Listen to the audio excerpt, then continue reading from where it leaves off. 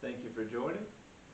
On this program, we're going to talk about home repair, and the secret of home repair is knowing when to repair and when to replace. That's the mystery that most people have. My name is Gary, and after 10 years of home repair business, I know a lot of people have questions and just want simple guidance so that they can do their home repairs themselves.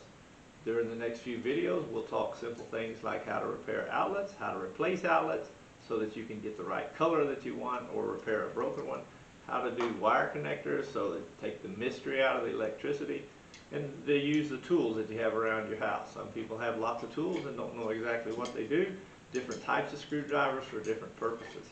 We'll do locks around your house if you have an old boyfriend you'd like to keep out, or you want one key to fit all the locks at your home. That'll be great. We also will do plumbing repair. We'll do some sink or some faucet repair to stop drips in the bathroom, and how to unstop drains if they get clogged.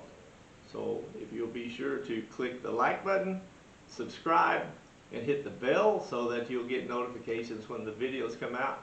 We'll have a great time and introduce you to a lot of people here in our community that do home repair. All right?